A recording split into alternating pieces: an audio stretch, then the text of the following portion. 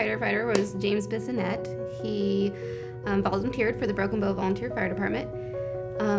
He was constantly wanting to just volunteer and go help. He was the person that if our friends were doing something, he's like, oh, let's go help. They need help. Let's go. Is carefree. Did just all the things to help everybody out. He loved, I think, the thrill of the fire department, but he also loved driving the ambulance for the EMTs and just donating his time to that. He loved ag. He worked in ag all his life, so that was a big part of our life too. But yeah, that's our firefighter. He just loved to share himself with everybody else, by helping. I mean, they only lived a few blocks away, so it was hard for him to hear the sirens go off and not want to respond. Yeah. So I think he was secretly a pyro. So putting it out maybe wasn't really what he wanted to do, but no, he just loved fire and the thrill of it, and I think it was just, and like she said, we lived so close to the fire department, so it was just always something he was excited about. And when he worked for a farmer, they always did prescribed burns in the fields, and he loved that. So that was when we moved to town, because we used to live in the country. That was his way of getting in on the fire action again. So it was pretty ornery. Some pictures they have on the Facebook page are, his face when they're doing trainings and stuff, you can just tell he's wanting to spray that hose on all of them, and just the different things that I think he made it fun too. And we were at the fire hall multiple times when he first started. He was practicing putting his gear on because he was going to beat all of them. And so it was kind of with the camaraderie with all of them. You always got to go, and he would practice while you guys had what? Donuts? Did you eat donuts in the truck? Yeah. We got to fill the pop fridge at the fire hall too, so it was always something fun. We met in high school. I was, I think, a sophomore maybe. And then we dated for 7 years, got married, had 2 babies, Ella and Jack, that are 4 and 7 now.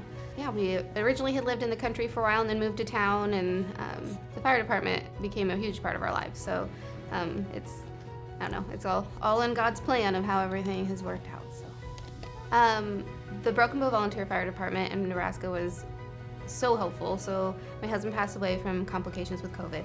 And I didn't honestly even realize that other men in his crew had also gotten COVID at the same time. And so when they went to help with another grass fire, and actually after his hero walk, they came to me and presented me and told me he was a line of duty death, and that's when I found out. And then they took everything from there. I didn't have to do a thing.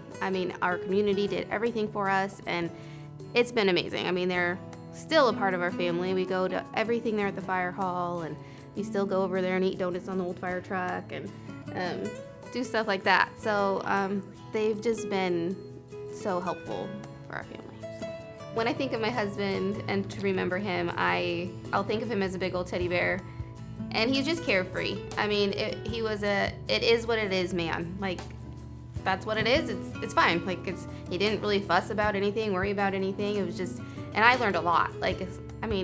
I learned it from him when he was alive, but I've learned it more from him since he's passed away. It's just live every day to what it is. Today is this day, and don't fret about yesterday or tomorrow, because it is what it is. He was a big, tall guy, 6'3". We're short, very short.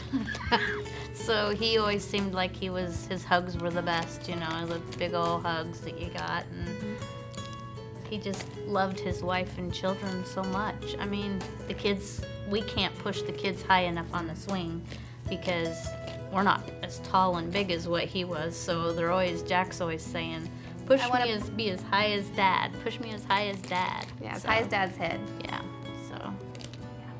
I would like people to know that, he just did everything with his whole heart. He put it all out there. He wanted to help. He sacrificed so much time, even at home and from work, and he just loved to help and wanted to give back and to save people. And actually, in the end, he ended up donating his organs, so he was able to save a man's life by donating his heart. So we've always said he has a heart of gold, so we want people to remember that he has a heart of gold. Here's to you, with that smile on your face. Here's to you, our time won't race to this moment we share, to the love